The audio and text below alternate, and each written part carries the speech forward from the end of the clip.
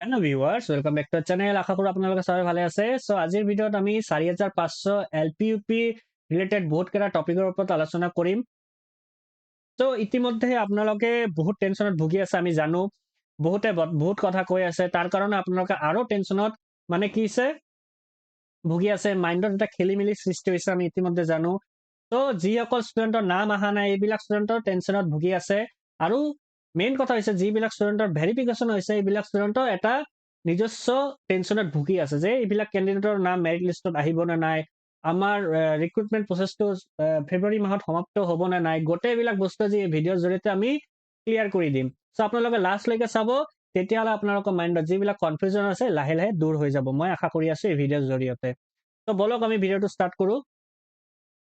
চ' আজিৰ আমাৰ ফাৰ্ষ্ট টপিকটো হৈছে তৃতীয় লিষ্ট সঁচাকৈ আহিব নে নাই।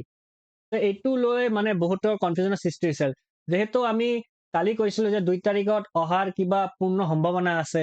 এইটোতো লিষ্ট জাৰি কৰা নহল, কিয় নহল এইটো আলোচনা কৰিম। তাৰপিছত তৃতীয় লিষ্ট কোনসকল প্ৰাৰ্থীক এড কৰা হ'ব, তৃতীয় লিষ্টত মানে যদি আহে অবভিয়াছলি আহিব, তাতে নটিচত মানে কৈ দিয়া হৈছে যে তৃতীয় লিষ্ট শ্বৰ্টলি আহিব। এই লিষ্টত কোনসকল প্ৰাৰ্থীক এড কৰা হ'ব এইটো আলোচনা কৰিম। তাৰপিছত কিমান প্ৰাৰ্থী এবচেণ্ট আছিল, যিহেতু আজি ছেকেণ্ড যেটো ভেৰিফিকেশ্যনৰ ফেজটো শেষ পালে, তাতে আজি কি আছিল 3 তাৰিখে যিবিলাক ষ্টুডেণ্টে এবচেণ্ট আছিল আগতে, সেইবিলাক ষ্টুডেণ্টকো মাতা হৈছিল। চ' এই এবচেণ্ট প্ৰাৰ্থী কিমান আছে বা কিমান কেণ্ডিডেট তাতে গৈছিল ভেৰিফিকেশ্যনৰ কাৰণে, এইবিলাক আলোচনা কৰিম। তাৰপিছত আমাৰ 4 নম্বৰ পইণ্টটো হৈছে যে তৃতীয় লিষ্ট আহিলেও কিমান প্ৰাৰ্থী এড হোৱাৰ সম্ভাৱনা আছে। এই 4টা পইণ্টে মই ভাবো যে বহুত ইম্পৰ্টেণ্ট হয় আপোনালোকৰ কাৰণে, যিবিলাক কেণ্ডিডেটে এতিয়ালৈকে নাম অহা নাই বা যিসকল কেণ্ডিডেট ইতিমধ্যে নাম আহিছে, দুজনৰ কাৰণে এইটো মানে বহুত ইম্পৰ্টেণ্ট হয়। কিয়নো দেখা যিবিলাক ষ্টুডেণ্টৰ নাম অহা নাই, এইবিলাক তৃতীয় লিষ্ট আহিলে বহুত লাভৱান হ'ব। আৰু যিবিলাক কেণ্ডিডেটৰ নাম ইতিমধ্যে বা ভেৰিফিকেশ্যন হৈছে, যদি তৃতীয় লিষ্ট আহে তেতিয়াহ'লেও বহুত ভাল হ'ব, কাট অফটো কি হ'ব কমিব। তো তাৰ দুজনৰ কাৰণে এইটো ইম্পৰ্টেণ্ট হয়। চ' আপোনালোকে চাব, তেতিয়াহ'লে আপোনালোকৰ মাইণ্ডত যি কনফিউজন বিলাক আছে দূৰ হৈ যাব। চ' আজিৰ আমাৰ ফাৰ্ষ্ট টপিকটো হৈছে যে তৃতীয় লিষ্ট সঁচাকৈ আহিব নে নাই। তো এইটো আমি যেটো কৈছিলো কালি যে 2 তাৰিখ জাৰি হোৱাৰ কিবা সম্ভাৱনা আছে, কিন্তু DWE ফালৰ পৰা একো নটিচ নাহিল। পুনৰাই সিহঁতে কি কৰিলে যে এবচেণ্ট যিবিলাক প্ৰাৰ্থী আছে তাৰ কাৰণে এটা নটিচ জাৰি কৰিছে যে 3 তাৰিখত আপোনালোকৰ ভেৰিফিকেশ্যন হ'ব, আপোনালোকে যাব লাগিব। ঠিক আছে। তো মই ভাবি আছো যে তৃতীয় লিষ্টটো এইটোতো আহিবই, তাতে মেনশ্যন কৰাও আছিল যে তৃতীয় লিষ্ট শ্বৰ্টলি কিবা জাৰি কৰা হ'ব। এতিয়া কথাটো হ'ল যে কেতিয়া আহিব। তো মই ভাবি আছো যে আজিও যদি নাহে, তো কালিৰ ভিতৰত অহাৰ এটা পূৰ্ণ সম্ভাৱনা আছে। ঠিক আছে। আৰু তৃতীয় লিষ্ট লৈ আপোনালোকে ইমান চিন্তা কৰিব নালাগে। মই কিয় কৈ আছো কথাটো আপোনালোকে বুজিবলৈ চেষ্টা কৰিব।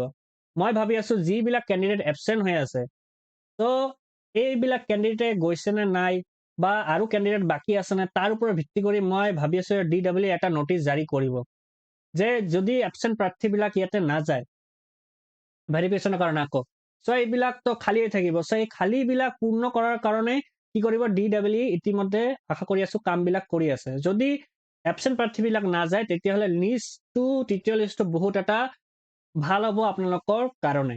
তো আপোনালোকে আৰু এদিন ৱেইট কৰক, আপোনালোকৰ কাৰণে ভাল হ'ব। যিবিলাক কেণ্ডিডেটৰ মাৰ্কছ কম আছে, তাৰ কাৰণে এই তৃতীয় লিষ্টটো বহুত ভাল হ'বলৈ যাই আছে, মই ভাবি আছো। ঠিক আছে, আপোনালোকে চিন্তা কৰিব নালাগে। DWE যেহেতু কৈছে যে 6 তাৰিখৰ ভিতৰত ভেৰিফিকেশ্যন শেষ কৰিব, এইটো অলপ একদিন এক্সপেণ্ড হ'লেও কিবা প্ৰব্লেম নাই। কিন্তু মই ভাবো যে যিবিলাক কেণ্ডিডেট সঁচাকে ভাল মাৰ্ক আছে, এইবিলাক কেণ্ডিডেট চাকৰি পাব লাগে মোৰ হিচাপে। কিয়নো এজন শিক্ষক ভাল হ'লে বা সিহঁতে যদি ভাল এটা মানে এইটো পায়, তেতিয়াহ'লে মানে আমাৰ দেশটো বা অসমটো আগবাঢ়ি যাব। ঠিক আছে। তো মই ভাবো যে আপোনালোকে ইমান হাইপাৰ হ'ব নালাগে, তৃতীয় লিষ্ট এইটো জাৰি হ'বই। বুজি পালে আপোনালোকে। তাৰপিছত 2 নম্বৰ, তৃতীয় লিষ্ট কোনসকল প্ৰাৰ্থী এড হ'ব, এইটো এটা বহুত ইম্পৰ্টেণ্ট হয়। বহুতে কৈ আছে যে কালচাৰেল যিবিলাক কেণ্ডিডেট আছে এইবিলাক এড হ'ব, PWD বিলাক এড হ'ব, NCC বিলাক এড হ'ব। তো মই ক'ব বিচাৰো যে PWD আৰু NCC বিলাক ইতিমধ্যে ভেৰিফিকেশ্যন কমপ্লিট হৈছে। ঠিক আছে। আৰু যিবিলাক মানে কালচাৰেলত যিবিলাক কেণ্ডিডেট আছে, এইবিলাকৰ অলৰেডি হৈছে। তো ইয়াতে এইবিলাক কেণ্ডিডেট এড নহয়। তো কোনবিলাক প্ৰাৰ্থী ইয়াতে এড হ'ব।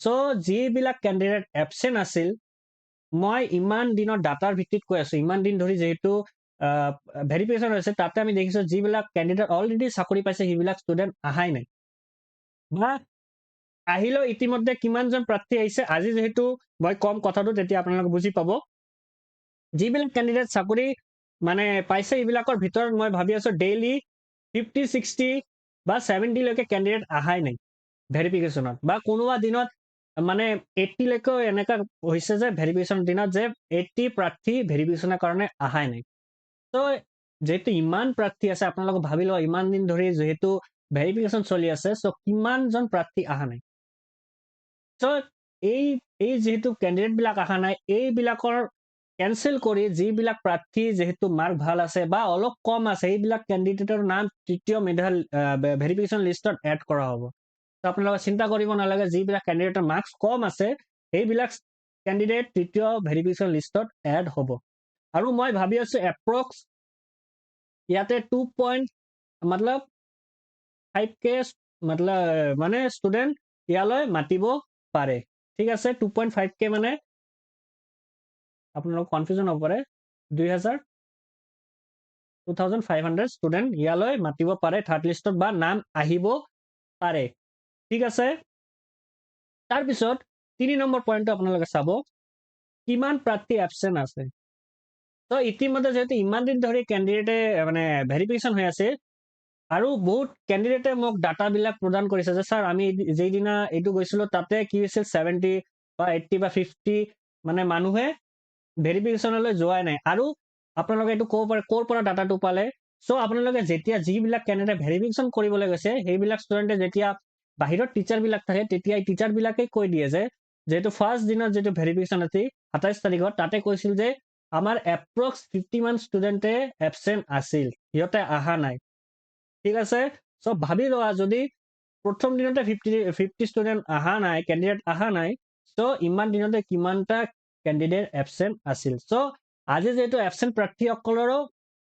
ভেৰিফিকেশ্যন আছিল কিন্তু মই ক'ব বিচাৰো যে এপ্ৰক্স 20 মান কেণ্ডিডেটে অনলি তাতেলৈ ভেৰিফিকেশ্যনৰ কাৰণে গৈছিল মানে এপ্ৰক্স কৈ আছো ইয়াৰ পৰা কম হ'ব অলপ বেছি হ'ব কিন্তু ইমান যোৱা নাই ঠিক আছে আপোনালোকে বুজি পালে তেতিয়া কি হ'ব যিবিলাক গেপবিলাক ফিল কৰাৰ কাৰণে তৃতীয় লিষ্টটো জাৰি কৰা হ'ব তাতে বহুতবিলাক কম প্ৰাৰ্থী থকা কেণ্ডিডেট এড হৈ যাব বুজি পালে তাৰপিছত তৃতীয় লিষ্ট আহিলে কিমান প্ৰাৰ্থী এড হোৱাৰ সম্ভাৱনা আছে এইটো মই আপোনালোকক কৈ দিলো যে কিমান প্ৰাৰ্থী এড হোৱাৰ আছে এপ্ৰক্স 2500 কেণ্ডিডেট তাতে এড হবাৰ সম্ভাৱনা আছে বা এইটো এড হোৱাৰ কথা নহয় এই মানে তৃতীয় ভেৰিফিকেশ্যন লিষ্টত 2500 কেণ্ডিডেটৰ নাম আহিব বুজি পালে ইতিমধ্যে চ' আশা কৰো এই 4টা পইণ্টৰ জৰিয়তে মই আপোনালোকৰ মাইণ্ডত যি কনফিউজনৰ সৃষ্টি হৈছিল গোটেইবিলাক মই বুজাই দিবলৈ সক্ষম হৈছো